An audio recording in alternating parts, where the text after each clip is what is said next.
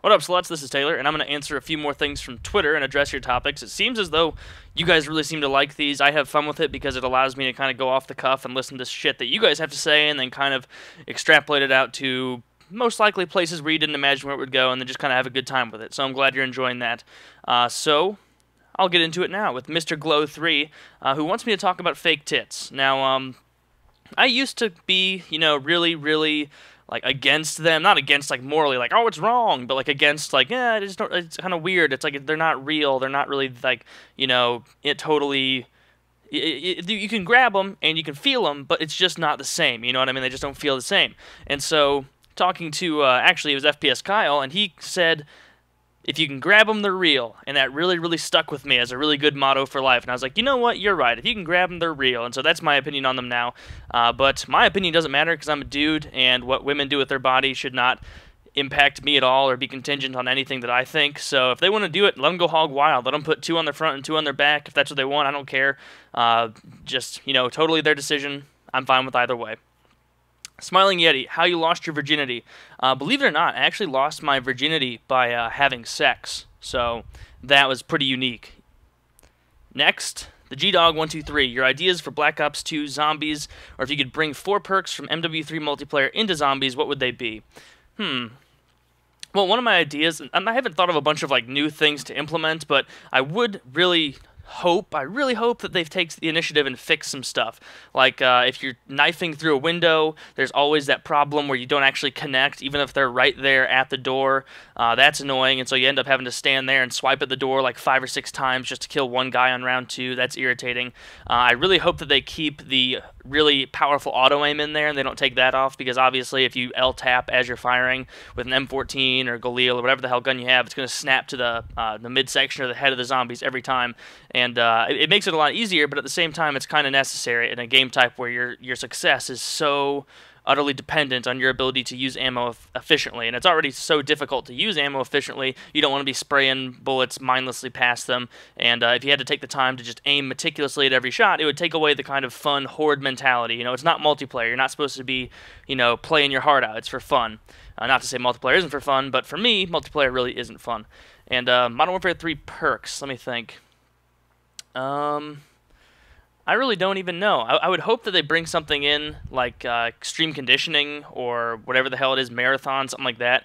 Being able to buy lightweight would be cool, but those kind of perks would only be useful if they got rid of a perk limit and made it so you can just buy as many as there were on the map, or made it incredibly easy to get more than 4 perks. So I guess that would be another good idea. Get rid of the 4 perk limit. There's no reason for it. It's going to be fun. It's a horde game mode where you see how high you can get, So there's no point in limiting that, since all that it means is you're going to get a little bit higher, and that's good. So next thing. Narcissist24, the bus monitor lady that got bullied by middle school kids.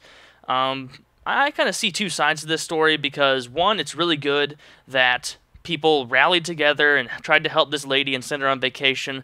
But another thing, it's just like you have to come to expect that. If you are an adult who is going to be sitting on a bus in a middle school or taking kids to and fro in a middle school environment, you have to be willing to take some criticism, and you have to realize kids can be vicious. They can be mean little sons of bitches, and you have to really get used to it, and you have to be able to have thicker skin, because those kids, they were doing it because they knew they could get a rise out of her. They had probably done this in the past, and she had like shown emotion instead of just ignoring it, and so they were just pestering her, trying to get her to come out. And when she started crying, that's just like opening the floodgates and just allowing their insults to just hit her so powerfully.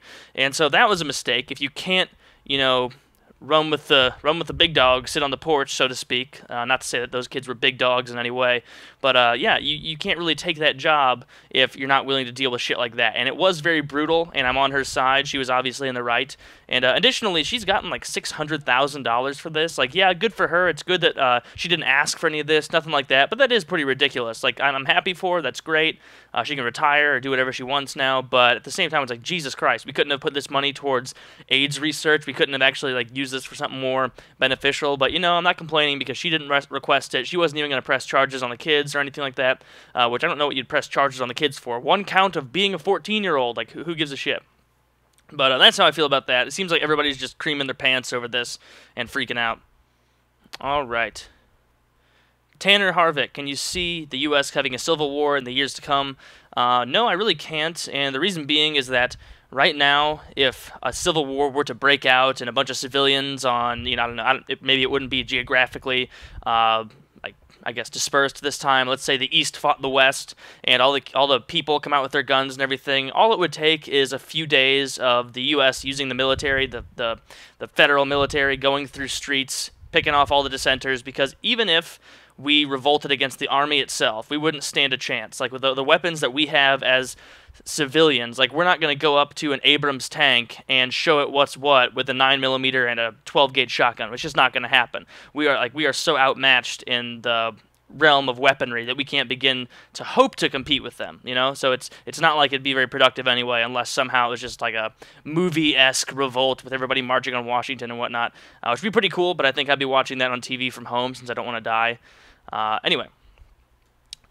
Devlin Man. Why should we care about living knowing that we will inevitably die?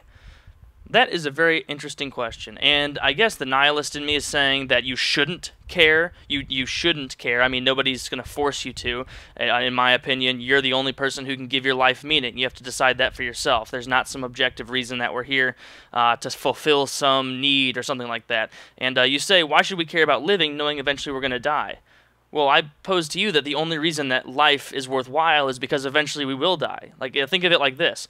Why do you enjoy sex knowing that the orgasm will come to an end? Well, you enjoy it because the orgasm is a small slice of extreme pleasure. It's like if you walked around all day, every day, and all of humankind, we were having just feet tapping orgasms all day, just nonstop. It wouldn't be special. It wouldn't mean anything. Imagine then that you were immortal and you could spend all of your time doing whatever you wanted for any amount of time with no boundaries. Now, suddenly, life is meaningless for you because the time aspect has been taken out of it. Time is valuable because it's limited. It's the only thing that we can't get back. And so it's how we use our time that imparts meaning upon our actions. So it's not meaningful to do those things if you have infinite time. It's like saying, why do you enjoy eating that steak if you know you're just going to shit it out tomorrow? Or why do you, I don't know, watch that movie knowing that it's just going to end? Or why do you get married knowing that eventually your spouse will die? Or why do you take the time to have children knowing that eventually they will pass away?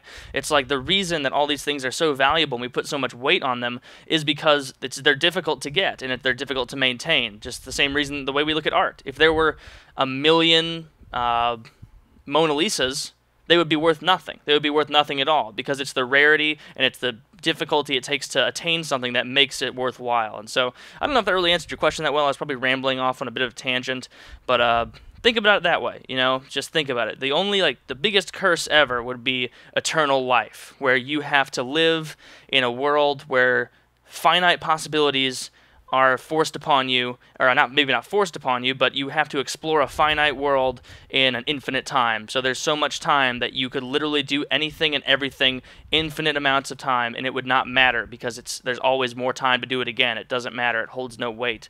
Hope that makes sense, But anyway, if it didn't make sense, sorry, I'm a piece of shit. Yell at me in the comments, but hope you enjoyed this one. Please leave a rating. I'm trying to keep these a little bit shorter now. Tell me what you think about that, because I know a lot of people are turned off by videos when they see like a 15 or 10-minute video in their sub box. So just trying to keep it a little bit shorter, which is still kind of weird that even my short videos are like 9 minutes long. But yeah, that's all I got to say. And I love you.